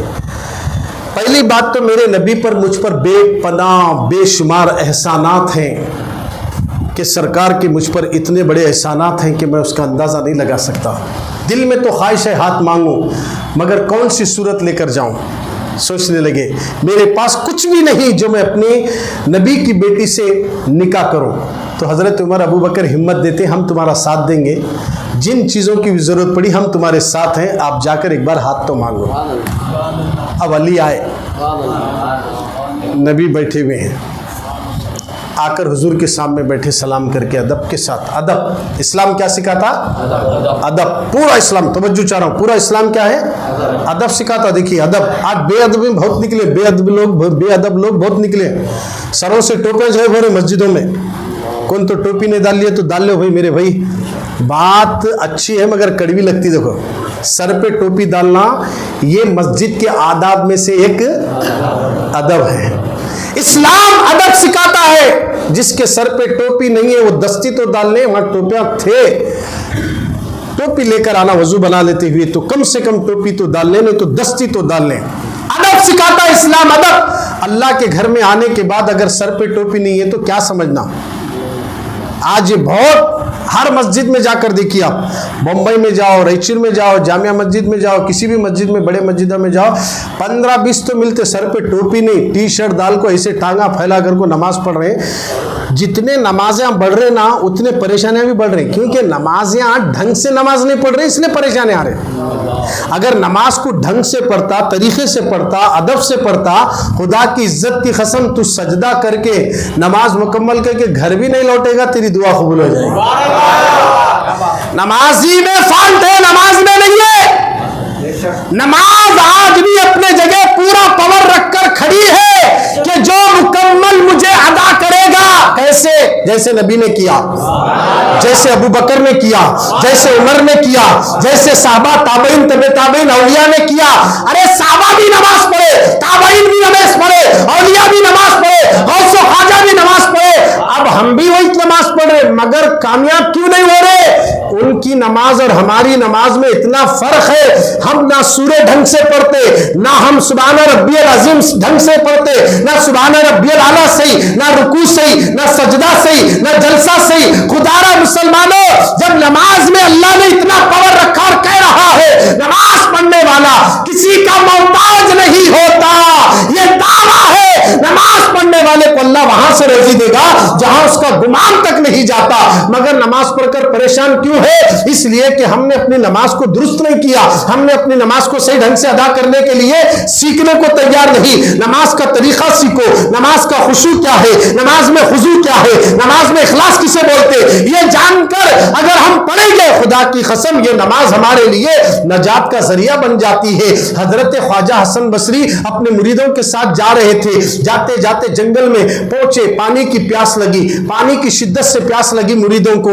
آپ کہنے لگے, مرشد سے کہنے لگے, حضور پانی کی پیاس بہت ستا رہی ہے, کیا کریں؟ کہا کہ کوئی بات نہیں, تلاش کرو قریب میں کہیں کنواں ہوگا. مریداں ڈھونڈتے ڈھونڈتے پتہ لگا ایک کنواں تھا. دیکھا تو پانی تو اندر ہے مگر بگیٹ اور رسی تک نہیں. کیسا پانی لینا؟ جا کر بولے حضرت پانی تو ہے, کنواں ہے مگر پانی بہت گہرائی میں ہے, نہیں نکال سکتے. کنویں میں پانی نکالنے کے لیے بگیٹ اور رسی کی ضرورت ہے, دونوں بھی نہیں ہے. حضرت بولے کوئی بات نہیں, میں 2 رکعت نماز پڑھتے رہتا ہوں, تمہیں پانی پیتے رہو. نماز رکعت باندھے, تلاوت شروع ہوئی, کنویں کے نیچے کا پانی اوپر آنے لگا. اتنا آیا پورا کنواں بھر گیا, سارے مریدین پانی پی لیے. اب بتانا یہ چاہتا ہوں وہ بھی تو نماز پڑھ رہے ہیں. وہ نماز کون سی نماز تھی جو پانی اندر گیا سو اوپر آ رہا ہے؟ تو پتا یہ چلا اگر گرا ہوا مسلمان یا کسی کو گرا رہے ہیں دنیا میں مسلمانوں کو, وہ ابھر کر آنا چاہتا ہے تو نماز ڈھنگ سے پڑھ لے, یہی نماز تجھے ابھار دے گی اور بلندی پر لے جائے گی. اس لیے اللہ نے نماز جو دی ہے وہ عرش پہ بلا کر دیا, جو اس کو ادا کرے گا جتنی بلندی پر بلا کر میں نے نبی نماز دی ہے تحفے میں, اتنا ہی نماز پڑھنے والے کو ہم بلند مقام عطا کر دیں گے. اس لیے لوگوں نماز کو صحیح ڈھنگ سے پڑھنا بولے تو ان نماز کے آداب میں سے ایک ادب یہ ہے سر پہ امامہ باندھ کر اصل میں نماز پڑھنا. کیا باندھ کر؟ امامہ باندھ کر نماز پڑھنا. یہ اگر باندھ کر نماز 2 رکعت پڑھ رہے تو اللہ 70 رکعت کا ثواب دیتا. اب وہ امامہ باندھنا تو بہت دور کی بات, ٹوپی نہیں رکھ رہے ہیں. بولے کیا لے ضروری ہے کیا؟ مکے میں نہیں رکھتے, مدینے میں نہیں رکھتے, وہاں دیکھے یہاں دیکھے, ان کا کئی کو دیکھتا با حسین کو دیکھ لے تو. ہمارے کو دین عربیوں سے نہیں ملا, رسول اللہ کے گھر سے ملا ہے, رسول کے خاندان سے ملا ہے, اسلام ملا یہاں سے ملا ہے. تو گویا ہمیں چاہیے آج کے نمازیوں کو دیکھ کر مثالیں مت دو, حسین کو دیکھو, غوث اعظم کو دیکھو, کیا انہوں نے کبھی ایسی نماز پڑھی ہے؟ خدا را مسلمانوں ننگے سر نماز مت پڑھو, یہ بے ادبی ہے اور بے ادبوں کے لیے اسلام میں جگہ نہیں ہے. اور جو ادب کرتا ہے, اگر کافر بھی ادب کرتا ہے تو اللہ اس ادب کی بنیاد پر اس کافر کو ایمان کی دولت دیتا. اب مسلمان ہو کر بے ادب بن رہا تو اس کا انجام کیا ہوگا, اس کا حشر کیا ہوگا؟ تو خدا را علی آ کر بیٹھ گئے ادب سے فاطمہ کا ہاتھ پوچھنے کے لیے, سلام کرے بیٹھ گئے. حضور علی کو بھی دیکھ رہے, علی کے دل کو بھی دیکھ رہے. بولے علی کچھ پوچھنا چاہتے ہو؟ تو حضرت علی نگاہیں نیچے کر کے زمین کو کھروچ رہے. ہوتا نا کچھ پوچھنا رہا تو سوکار کے پاس جا سر گھجاتے ہوں کرتے. حضرت علی بھی نگاہیں نیچے کر کے زمین کو کھروچتے ہوئے ادھر دیکھ رہے ادھر دیکھ. بولے علی بولو, پوچھو کیا پوچھنا چاہتے, پوچھو. حضور بار بار پوچھ رہے ہیں, حالانکہ معلوم ہے حضور کو سب جانتے ہیں, رسول ہمارے نبی سب جانتے ہیں. مسجد میں آئے سالے کیا کیا ارادہ لے کر آئے میں تو نہیں جانتا, مگر رسول جانتے ہیں. رسول سب جانتے ہیں کون کس نیت سے مسجد میں آ رہا ہے. صرف 2 رکعت کے لیے آنے والے کو بھی جانتے ہیں, تقریر سن کر 2 رکعت پڑھنے والے کو بھی جانتے ہیں, اور تقریر کے بعد 2 رکعت کے بعد سلام پڑھ کر جانے والے کو بھی رسول جانتے ہیں. سب کو نبی جانتے ہیں, علی کو بھی جانتے ہیں. علی کے دل میں کیا سوچ ہے, کیا خیال ہے, یہ بھی نبی جانتے ہیں. کہا علی پوچھو, کیا پوچھنا چاہتے ہو؟ شرمتے ہوئے بولے آقا خاتون جنت کا ہاتھ مانگنے کے لیے آتا. بس اتنی سی بات ہے. ماشاءاللہ بیٹھیے, میں ذرا فاطمہ سے اجازت لے لیتا. اندر گئے, خاتون جنت سے پوچھے علی آپ کا ہاتھ پوچھنے کے لیے آئے ہیں, کیا آپ منظور ہیں آپ کو؟ خاتون جنت اپنی نگاہیں نیچے کر کے بتا دیا, بابا جان مجھے منظور ہے. بلال کو بلائے, بلال آؤ, بازار جا کر کھجور وغیرہ جو جو نکاح کے لیے ضرورت پڑتی وہ چیزیں لے کر آؤ. پورے مدینے میں اعلان کر دو کہ علی کا نکاح فاطمہ سے ہونے جا رہا ہے. کیا شان ہے, دیکھیے نکاح ہونے جا رہا ہے. اب نکاح کے وقت سارا مجمع جیسے آج ہمیں جمع کرتے ہیں, اب وہ نکاح اور آج کے شادی خانے کا نکاح دونوں ذرا ٹیلی کریں گے. اب اس میں کتنے غلطیاں ہیں ذرا غور کریں. وہ نکاح علی کا, نبی پڑھا رہے, نبی ہے وہاں, رسول اعظم موجود ہے, اور نکاح ہونے جا رہا ہے فاطمہ کا علی کے ساتھ, خاتون جنت کے ساتھ. پورے صحابہ مؤدبانہ انداز سے بیٹھے ہیں. نکاح خانے کا آداب اگر ادب سیکھنا ہے تو صحابہ کی زندگی کو دیکھو, اور نکاح کے آداب کیا ہیں. آج قاضی نکاح پڑھانے کے لیے آیا تو قاضی کو دیکھ کر لوگ مذاق اڑاتے رہتے ہیں. یہ بیٹا آیا کیا, انہیں چکریال, انہیں چکریال, انہیں وہ نہیں. ایسا چل رہا آج کل.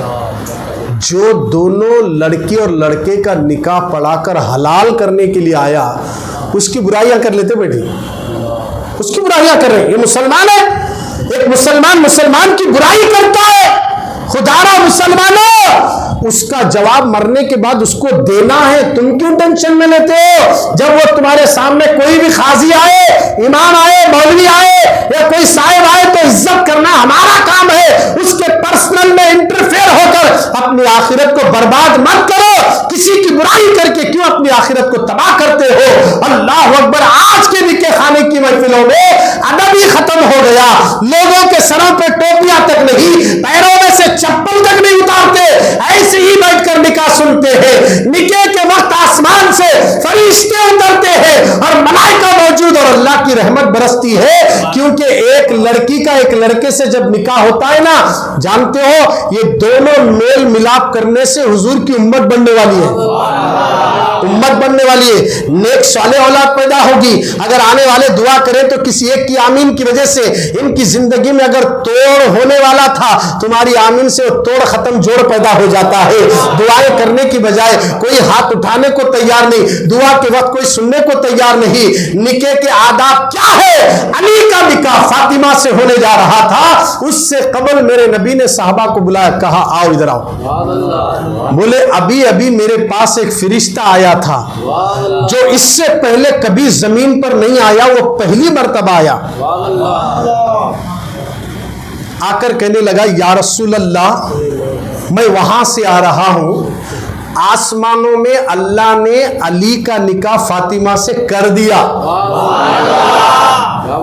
محبت سے بولو, وہاں سے آ رہا ہوں ابھی. آدم علیہ السلام خطبہ پڑھے, نکاح ہوا, نکاح کی خوشی میں یا رسول اللہ, توجہ چاہ رہا ہوں, نکاح کی خوشی میں اللہ نے غلامان جنت کو کہا کہ تم درخت کو ہلاؤ, اور جتنے پتے گرے آقا وہ سارے پتوں کو فرشتے اٹھانے لگے. خوشی میں درخت کو ہلائے تو پتے گرنے لگے, تو ہر پتے پر نام لکھا ہوا تھا. توجہ چاہ رہا ہوں, ہر پتے پر نام لکھا ہوا تھا. کیا؟ جو اہل بیت سے محبت کرتا اس کا نام لکھا ہوا ہے. اب ہم محبت کرنے والے ہیں تو ہمارا ایمان ہے, پتے پہ نام ہے. سنیے, پتوں پر نام لکھا ہوا یا رسول اللہ, ہر پتے پر نام لکھا ہے. اہل بیت سے جو محبت کرے گا کل قیامت میں یہ پرچہ حضور کے ہاتھ میں دیا جائے گا, اور محبت کرنے والے کا نام لے کر حضور ڈھونڈیں گے اور اس کی شفاعت کر کے اسے جنت میں لے جائیں گے. اور یہ پتے قیامت تک ایک دوسرے کو فرشتے دیتے رہیں گے, ادھر سے ادھر تبدیل کرتے رہیں گے. آج یہ فرشتہ یہ پتا پکڑا, وہ دوسرے کے ہاتھ میں جاتا, پھر انہیں اس کو دیتا. یہ قیامت تک سلسلہ آقا چل رہا ہے. آسمانوں پہ نکاح ہو گیا ہے. اب یہاں زمین پہ آپ پڑھا دیجئے, اللہ کے نبی صلی اللہ علیہ وسلم کی بیٹی کے نکاح کا یہ عالم ہے. عرش پہ خدا نے بھی نکاح پڑھا دیا ہے, فرش پہ نبی نے بھی نکاح پڑھا دیا ہے. سبحان اللہ. اے سرکار مدینہ کے دیوانوں, جب فاطمہ اور علی کا ملن ہوتا ہے تو دو موتیاں پیدا ہوتے ہیں, ایک حسن اور ایک حسین پیدا ہوتے ہیں. اللہ اکبر. مولا حسین اتنے قیمتی ہیں اور اتنے عظیم ہیں, اس قدر بلند مقام ہے کہ اللہ بھی ان کو چاہتا ہے, رسول اللہ بھی ان کو چاہتے ہیں. اور آج جو لوگ امام حسین کے شربت کو انکار کرنے والے, آج امام حسین کی نام پر شربت بانٹنے والوں کو بدعتی بولنے والوں, آج میں تمہیں دعوت دیتا ہوں, اٹھو, کل کے دن پوری گلی کوچوں میں شربت کے بیرل بہاؤ اور بتا دو مولا حسین کے صدقے میں کائنات بھی بنی ہے اور کائنات کا وجود بھی چل رہا ہے. انہیں کے نام پر ایک شربت کا گھڑا نہیں, بیرل کے بیرل بانٹ کر بتا دو کہ یہ حسین کے نام کا صدقہ بانٹ رہے ہیں. گھروں میں, گلیوں میں, سڑکوں پہ بیرا نہ رکھو, گاڑے دودھ کا شربت بہترین بنا کر سب کو پلاؤ تاکہ ہر پینے والا حسین کو یاد کر کے چلا جائے. کربلا کی سرزمین پر جو بھوکے پیاسے رہ کر نواز رسول اسلام کی ڈوبتی ہوئی کشتی کو ترانے کے لیے اپنے 6 ماہ کے بچے کو کٹایا, اپنے جوان بیٹے کو لٹایا, اپنے بھائی کے بیٹے کو قربان کر دیا, 72 نفوس قدسیہ اللہ کی راہ میں قربان ہو گئے, وہ دین کو ہم تک پہنچانے کے لیے کیا حسین کی محبت میں شربت نہیں بانٹ سکتے؟ اٹھو نوجوانوں, اٹھو, ہزاروں لاکھوں روپے پکنک منانے کے لیے یہ ڈیم کو جا کر, نہ جانے ندیوں کے پاس جا کر ہزاروں روپے یوں ہی اڑاتے ہو, حسین کے نام پر اڑاؤ, اللہ تمہاری روزی میں بھی برکت دیتا ہے, عمر میں بھی برکت دیتا ہے, دنیا کو پتا چلے کہ حسین بھی زندہ ہے, حسین کے ماننے والے بھی زندہ ہیں. میں تو کہتا ہوں پوری گلی کوچوں میں شربت بھرا دو, بانٹو شربت, اتنا شاندار بناؤ کہ پینے والے کے دل کو سکون مل جائے, دیکھنے والے بھی دیکھیں, کوئی شور و غل نہیں, گڑبڑ نہیں, جو کچھ کرنا ہے کرو, مگر کل ظہر کی نماز مت چھوڑو. مسجد میں آنا, نماز ظہر ادا کر کے مغرب تک اٹھنے کا نام نہیں لینا. اب اگر کوئی یہاں مسجد میں شربت بنا کر بانٹنا چاہ رہا ہے تو اس کو بھی اجازت ہے. یہاں تو کم سے کم 500 سے زیادہ, 800 کے قریب, 1000 کے قریب لوگ جمع ہوتے ہیں, اتنے لوگ بھی یہاں شربت سے سیراب ہو جائیں گے. اگر کوئی پلانا چاہتے تو پلا سکتے ہیں.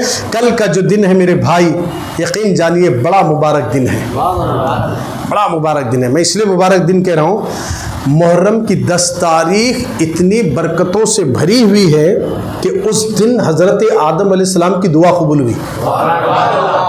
300 سال تک روتے رہے. کتنے سال تک؟ 300 سال تک روتے رہے زمین پر آ کر. اتنا روئے آدم علیہ السلام کہ ایک غلطی جنت میں کرنے کی وجہ سے اللہ نے زمین پر ان کو اتارا. ایک طرف اما ہوا, دوسری طرف آدم علیہ السلام. ان سے ملنے کے لیے روتے رہے اور اللہ کے حضور اپنی معافی طلب کرتے رہے, مگر ابھی وقت نہیں آیا. 300 سال, بعض روایتوں میں 700 سال, بہرحال 300 سال تک اتنا روئے. آخر کار 10 تاریخ کے دن ان کے ذہن میں ایک بات آئی کہ عرش پر کلمے میں نے اللہ کے نام کے ساتھ محمد کا نام دیکھا. دیکھیے مل کر آنا ہے تو کیسا, جیسے کہ امام حسین پشت پر بیٹھے, صحابی بھی دیکھ لیے, مل کر آنا ہے تو کیسے مل کر آتا ہے. 10 محرم کو, اس دن 10 تاریخ کی عاشورہ کا دن تھا. آدم علیہ السلام کے ذہن میں بات آئی, میری بدن میں روح پڑتے ہی آنکھ کھلی اور میں نے پہلا جو منظر دیکھا عرش پہ لا الہ الا اللہ محمد رسول اللہ دیکھا. جو کلمے میں مولا تیرا نبی کا نام ہے, اس نام محمد کے صدقے میں میری غلطی اور میری غلطی کو معاف کر دے, دعا کرے. اللہ نے کہا اے آدم, ہم نے تیری دعا کو قبول کر لیا. تو وہ دن عاشورے کا دن تھا. عاشورے کے دن دعا قبول ہوئی. اب اگر تمہاری بھی پریشانی, ہماری بھی پریشانی ختم ہونا, کل دعا کرو, آج شب دعا کرو. آج کی شب جو ہے 10ویں شب, کل کا دن جو ہے 10 کا دن ہے. دعائیں کرو. آدم علیہ السلام کی دعا عاشورے کے دن قبول ہوئی. حضرت داؤد علیہ السلام کی دعا عاشورے کے دن قبول ہوئی. یوسف علیہ السلام قیدی سے آزاد ہوئے, وہ بھی محرم کی 10 تاریخ عاشورے کا دن تھا. یونس علیہ السلام مچھلی کے پیٹ سے آزاد ہوئے, وہ بھی عاشورے کا دن تھا. ابراہیم علیہ السلام جب آگ میں ڈالا گیا, ان کے لیے آگ کو گلزار بنایا گیا, وہ بھی عاشورے کا دن تھا. اسماعیل علیہ السلام کے حلق پر چھری چلائی گئی, اس دن ان کی جگہ دمبے کو ذبح کر دیا گیا، وہ بھی عاشورے کا دن تھا۔ یعقوب علیہ السلام کی بینائی چلے گئی تھی، اس دن ان کی بینائی جو لوٹائی گئی وہ بھی عاشورے کا دن تھا۔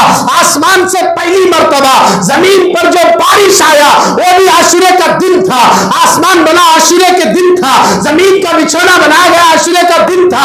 غرض ہے کہ عاشورے کے دن اللہ نے سب کی دعا کو قبول کیا، کسی کی دعا رد نہیں ہوئی۔ کل عاشورے کا دن ہے، تیاری کرو، اپنے گناہوں سے معافی مانگو، اور حالات حاضرہ میں جو مسلمانوں پر ظلم ہو رہا ہے ان سب کو سامنے رکھ کر کثرت سے دعا کر کے اللہ کی بارگاہ میں رو۔ انشاءاللہ کل کے دن کسی کی دعا رد نہیں ہوگی، قبول کی جائے گی۔ آج ہمیں ضرورت ہے اللہ کے حضور گڑ گڑانے کی، کل کا دن بڑا مبارک دن ہے۔ اور آئیے کل کے دن کی فضیلت میں یہ بھی آیا، اگر کسی نے عاشورے کے دن غسل کیا،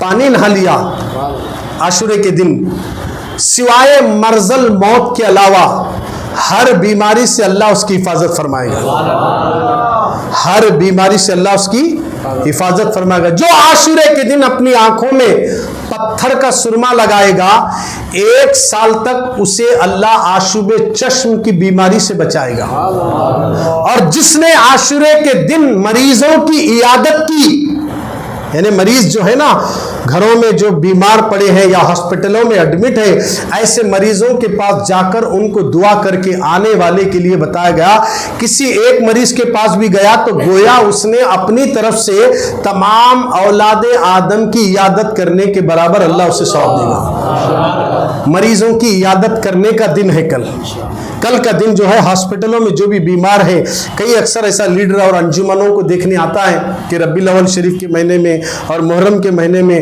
غریبوں کے پاس ہاسپٹل میں جانا، ان کو گولیوں کی ضرورت ہے یا جو بھی ضرورت ہے فروٹ وغیرہ کچھ بھی لے جا کر کسی بھی ایک ہاسپٹل میں جا کر مریضوں کی عیادت کرو اور بولو کھل کر کے محرم کا مہینہ حسین کی یاد میں ہم آئے ہیں، عاشورے کا دن ہے، آج مبارک دن ہے، مولا اس مریض کو جلدی صحت دے۔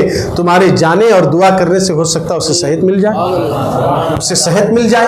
خدا را مسلمانوں یہ کام کرو، جو عاشورے کے دن کسی مریض کی عیادت کرے گویا وہ اپنی طرف سے تمام اولاد آدم کی عیادت کرنے کے برابر ہے۔ اور جس نے عاشورے کے دن کسی کو ایک گھٹ پانی پلا دیا، ایک گھٹ پانی پلا دیا، گویا کہ وہ ایک لمحہ بھی ایسے گزار رہا ہے جیسے اللہ کی عبادت میں گزار رہا ہے، غفلت میں نہیں، عبادت میں گزار رہا ہے۔ ایک لمحہ بھی غفلت میں نہیں بلکہ عبادت میں گزارنے کے برابر اللہ اسے ثواب عطا کرے گا۔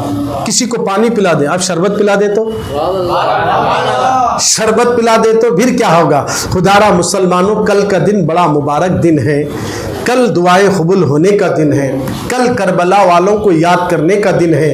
انشاءاللہ کل کربلا کے خاکے کو آپ کے سامنے انشاءاللہ مولانا ناصر صاحب بھی آئیں گے اور انشاءاللہ آپ کے سامنے یہ گناہگار بھی کچھ خطاب کرے گا موقع ملے تو، اور اس کے ساتھ 2 اہم دعائیں پڑھائی جاتی ہے اور ایک نماز 4 رکعت والی پڑھائی جاتی ہے۔ یہ اس کے فائدے بے شمار ہیں۔ اگر کسی نے عاشورے کے دن 4 رکعت نماز نفل پڑھے اللہ اس کے 50 سال کے گناہ معاف کر دیتا ہے۔ جماعت کے ساتھ پڑھتے ہیں وہ نماز، ہر سال ہوتی ہے یہاں پر، الحمدللہ آپ حضرات تشریف لائیں اور یہ نماز بھی ادا کریں۔ ایک دعا ہے کیلنڈر کے پیچھے، امام زین العابدین جو میدان کربلا میں بیمار تھے نا، وہی امام زین العابدین امام حسین کے بیٹے، انہوں نے لکھا ہے کہ جو شخص عاشورے کے دن طلوع آفتاب سے لے کر غروب آفتاب سے پہلے پہلے یہ دعا اگر پڑھ لے یا کسی سے سن لے تو اللہ 1 سال تک اسے موت نہیں دے گا۔ ارے زور سے بولا نا جسے، ہمیں بچنے کے واسطے کیا کیا کر رہے دیکھو، ڈر کر بچنے کے واسطے ابھی جینے کی تمنا ہے نا تو لیجئے 10 محرم کے دن یہ دعا پڑھو، اللہ 1 سال اور زندگی بخشے گا، 1 سال زندگی بخشے گا، 1 سال موت نہیں آئے گی۔ اگر کسی کی مقدر میں موت لکھی ہوئی ہے یہ سال میں، یہ محرم سے لے کر آنے والے محرم تک مرنے والا ہے، تو کسی بھی طرح اسے پڑھنے کی توفیق نہیں ملتی، وہ دعا پڑھتا نہیں۔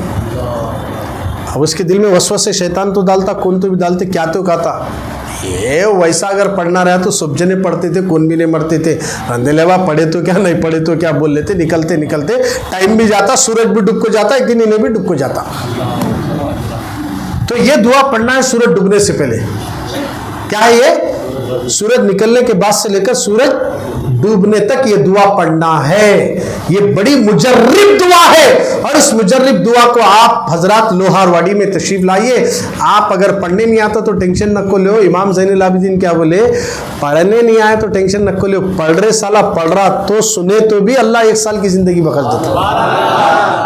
یہاں تو پڑھائی جاتی ہے اور پڑھتے ہیں اور سنایا بھی جاتا ہے. ایک دعا یہ تو کیلنڈر میں بھی ہے. رضائے مصطفیٰ سے جو کیلنڈر نکلتا نا اس کے پیچھے بھی ہے. گھر میں عورتوں کو بولو عورتیں گھر میں پڑھے لیں. مرد حضرات بھی اگر پڑھنے والے ہیں تو وہ بھی پڑھ لے سکتے دیکھ کر. نہیں اگر جو مسجد میں آ کر پڑھنا چاہتے پڑھ لو، نہیں سننا چاہتے تو بھی سنے تو بھی 1 سال تک اللہ زندگی کا بیمہ دے دیتا ہے. یہ ایک دعا ہوگی. اب دوسری جو دعا ہے وہ کیلنڈروں میں دوسرے مسجدوں میں نہیں ملتی. وہ دعا کیا ہے؟ کانچ کھلاتے. کیا کھلاتے؟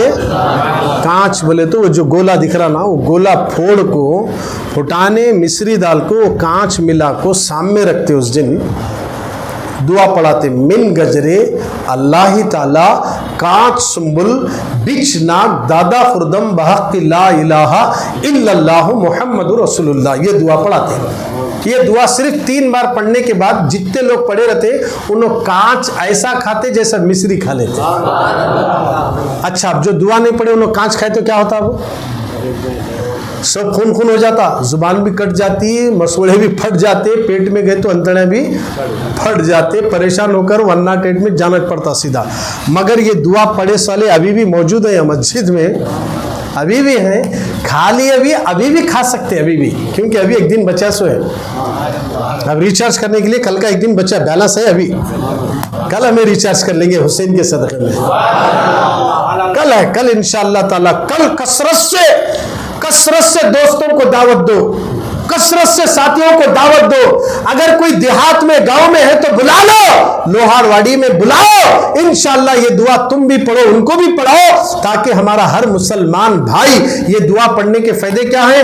ایک عامل ایک شیخ کی طرف سے مجھے عطا کیا گیا ہے. ایک عامل اور ایک شیخ. اس لیے جو بھی عاملین مشائخین آتے نا، ان کے پیچھے جانے سے کچھ نہ کچھ ملتا کہتے ہیں. انہیں آیا کیا میں وہاں کہیں کچھ جاؤں، انہیں آیا میں یہاں کہیں کچھ جاؤں. بولے تو نہیں رہنا، اللہ کس کو کیا دیا وہ اللہ ہی جانے.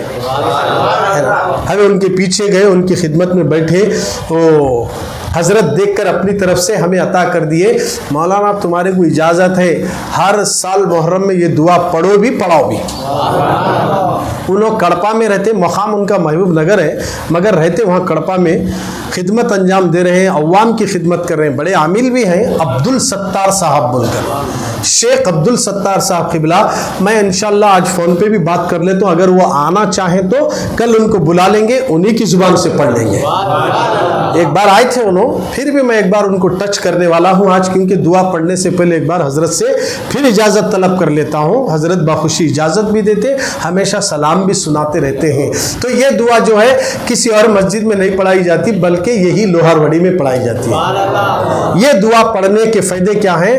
اگر غلطی سے کسی کھانے میں یا سالن میں چپلک گر گئی، کوئی موذی چیز گر گئی جس سے زہر پھیل سکتا ہے، آدمی کو نقصان ہو سکتا ہے، اگر یہ دعا پڑھ لیے سالہ وہ بھی کھا لیا تو مرتا نہیں، اللہ اسے زندگی عطا کر دیتا. ایک ہوا. دوسرا، یہ دعا پڑھنے والا اگر دعا پڑھ لیا، آپ کا کوئی دشمن آپ کو مارنا چاہ رہا ہے، پلان بنا لیا، نہیں اسے مار تم بول لیا، جیسے سامنے جاتے مارتا بھی نہیں.